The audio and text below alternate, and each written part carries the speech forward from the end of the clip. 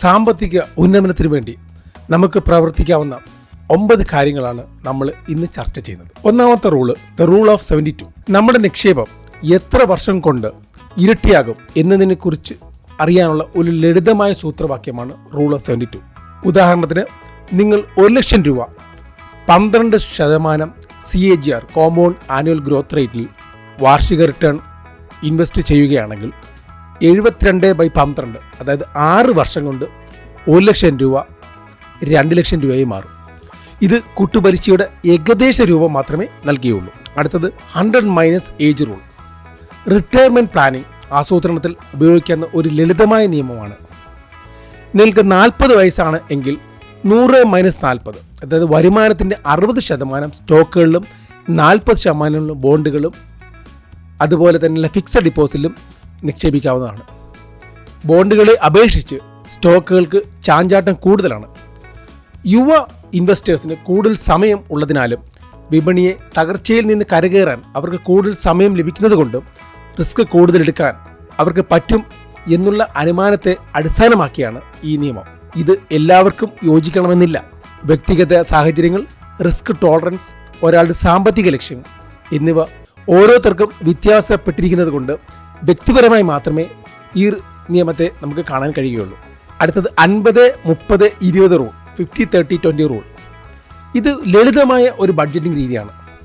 നികുതിക്ക് ശേഷം ഉള്ള വരുമാനത്തെ 3ആയി തരംതിരിക്കുക. 50% ആവശ്യത്തിന് ചെലവാക്കുക. ആഹാര സാധനങ്ങൾ, കുട്ടികളുടെ ട്യൂഷൻ ഫീസ്, അങ്ങനെ അത്യാവശ്യ ചെലവിനുള്ളത് ഈ 50%. 30% അത്യാവശ്യമല്ലാത്ത കാര്യത്തിന് മാറ്റിവെക്കുക. ഉദാഹരണത്തിന് വിനോദം, അതുപോലെ ഹോബി, പുറത്തുനിന്ന് ഭക്ഷണം കഴിക്കുക, യാത്ര, ഇങ്ങനെയുള്ള കാര്യങ്ങൾക്കൊക്കെ ഈ 30% മാറ്റിവെക്കുക. 20% സാമ്പത്തിക ലക്ഷ്യത്തിന് വേണ്ടി മാത്രം ഉപയോഗിക്കുക. റിട്ടയർമെൻറ്റിന് വേണ്ടി അല്ലെങ്കിൽ ഒരു ഇൻവെസ്റ്റ്മെൻറ്റായിട്ട് മാത്രം ഉപയോഗിക്കുക. ഈ പൈസ തൊടുകയേ ചെയ്യരുത്. വരുമാനം കൂടുന്നതിനനുസരിച്ച് 20% എന്നുള്ളത് കൂട്ടിക്കൊണ്ടേയിരിക്കുക. ഉദാഹരണത്തിന്, നിങ്ങളുടെ ഇപ്പോഴത്തെ സാലറി 1 ലക്ഷം രൂപ എന്ന് വിചാരിക്കുക. 50% നെസസിറ്റിക്ക് കൊടുക്കുക, 30,000 രൂപ വാൺസിന് വേണ്ടി, 20,000 രൂപ ഇൻവെസ്റ്റിങ്ങിന് വേണ്ടി. ഇപ്പോൾ സാലറി 1 ലക്ഷം രൂപയിൽ നിന്ന് 2 ലക്ഷം രൂപ ആയി കഴിഞ്ഞാൽ നെസസിറ്റിക്ക് മാറ്റമില്ല 50,000 രൂപ, വാൺസിന് മാറ്റമില്ല 30,000 രൂപ. പക്ഷേ ഇൻവെസ്റ്റിംഗ് കൂട്ടുക, 1,20,000 രൂപ ഇൻവെസ്റ്റ് ചെയ്യുക. മ്യൂച്വൽ ഫണ്ടുകളോ ഷെയർസോ ഗോൾഡ് ബോണ്ടുകളിലോ ഒക്കെ ഇൻവെസ്റ്റ് ചെയ്യുക. അടുത്ത നിയമം, ഫസ്റ്റ് വീക്ക് റൂൾ. വരുമാനം കിട്ടുന്ന ആ ആഴ്ചയിൽ തന്നെ നിക്ഷേപത്തിനായി 20% തുക മാറ്റിവെക്കുക. ഇത് സമ്പത്ത് സൃഷ്ടിക്കാൻ ഒരു അച്ചടക്കം നൽകും. അതുപോലെ അടുത്ത റൂള് 6x എമർജൻസി ഫണ്ട്. നിങ്ങളുടെ മാസ ചെലവിൻ്റെ 6 ഇരട്ടിയെങ്കിലും സേവിങ്സ് അക്കൗണ്ടിൽ ഇടുക. പണത്തിന് അത്യാവശ്യത്തിന് ഇത് ഉപകാരപ്രദമാണ്. അടുത്ത റൂള് 20 × ടേം ഇൻഷുറൻസ്. നിങ്ങളുടെ വാർഷിക വരുമാനത്തിൻ്റെ 20 ഇരട്ടിയെങ്കിലും ഇൻഷുറൻസിനായി ഉപയോഗിക്കണം. അതായത് 10 ലക്ഷമാണ് വാർഷിക വരുമാനമെങ്കിൽ 2 കോടിയുടെയെങ്കിലും ടേം ഇൻഷുറൻസ് എടുത്തിരിക്കണം. അടുത്തത് 40% EMI റൂൾ. മന്ത്ലി EMI 40% താഴെ ഇരിക്കണം. കാരണം എങ്കിൽ മാത്രമേ നമുക്ക് ലോ സ്ട്രെസ് ലെവലിൽ ജീവിക്കാൻ കഴിയുകയുള്ളൂ. അതിന് മേലോട്ട് കൂടുമ്പോൾ 40% മേലോട്ട് കൂടുമ്പോൾ കുറച്ച് കൊണ്ട് വരിക. അടുത്ത റൂള്, റൂൾ ഓഫ് 70. നമ്മുടെ പൈസ ഇപ്പോഴത്തെ വാല്യൂവിൽ നിന്ന് പകുതി എത്ര വർഷം കൊണ്ട് ആകും എന്നതിന് അറിയാനുള്ളതാണ് റൂൾ ഓഫ് 70. അതായത് 70യെ കറണ്ട് ഇൻഫ്ലേഷൻ റേറ്റുമായിട്ട് ഡിവൈഡ് ചെയ്യുക. ഇപ്പോൾ 7% ഇൻഫ്ലേഷൻ റേറ്റ് എങ്കിൽ 70 / 7, അതായത് 10. അതായത് 1 ലക്ഷം രൂപ, ഇന്നത്തെ 1 ലക്ഷം രൂപ 10 വർഷം കഴിയുമ്പോൾ 50,000 രൂപയായി മാറും. നമുക്ക് റിട്ടയർമെൻറ്റിന് ഉപയോഗിക്കാവുന്ന ഒരു ലളിതമായ സൂത്രവാക്യമാണ് 25x റൂൾ.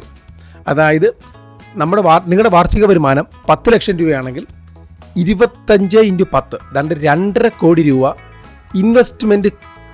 നിങ്ങൾക്ക് ഇൻവെസ്റ്റ് ചെയ്തിട്ടുണ്ടെങ്കിൽ നിങ്ങൾക്ക് റിട്ടയർമെൻറ്റ് നടത്താം. ഒരു കാര്യം ശ്രദ്ധിക്കുക, ഇതിനകത്ത് നിങ്ങളുടെ ഇമ്പോർട്ടൻറ്റ് ഫിനാൻഷ്യൽ ഗോളിനുള്ള പൈസ വരുന്നില്ല.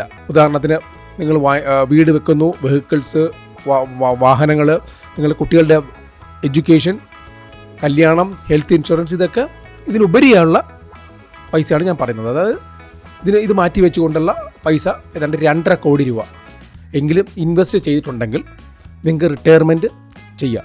റിട്ടയർമെൻറ്റ് ഉദ്ദേശിക്കുന്നത് ജോലിയിൽ നിന്ന് റിട്ടയർ ചെയ്ത് ചുമ്മാ ഇരിക്കുക എന്നുള്ളതല്ല. റിട്ടയർമെൻറ്റ് മീൻസ് നിങ്ങൾ ഇഷ്ടപ്പെട്ട നിങ്ങളുടെ ജോലി ചെയ്യുക, മറിച്ച് പൈസയ്ക്ക് വേണ്ടിയല്ല നിങ്ങൾ ജോലി ചെയ്യുന്നത്. അതാണ് റിട്ടയർമെൻറ്റ് ഞാൻ ഉദ്ദേശിച്ചത്. അപ്പോൾ ഓരോ വർഷവും നമുക്ക് അതിൽ 4% വിഡ്രോ ചെയ്യാൻ പറ്റും. അതായത് 10 ലക്ഷം രൂപ. ബാക്കി പൈസ ഏതാണ്ട് 12% CAGR കിട്ടുന്ന ഇൻവെസ്റ്റ്മെൻറ്റ്സ് ഷെയർസ് ആണെങ്കിൽ ഷെയർസ്, മ്യൂച്വൽ ഫണ്ട്സ് ആണെങ്കിൽ മ്യൂച്വൽ ഫണ്ടിൽ ഇൻവെസ്റ്റ് ചെയ്യുകയാണെങ്കിൽ 12% CAGR കിട്ടിക്കൊണ്ടേയിരിക്കും. നിങ്ങൾക്ക് 4% വെച്ച്, അതായത് 10 ലക്ഷം രൂപ വെച്ച് വാർഷികമായി വിത്ഡ്രോ ചെയ്യാനും പറ്റും. നിങ്ങൾക്ക് എല്ലാവർക്കും നന്ദി, നമസ്കാരം.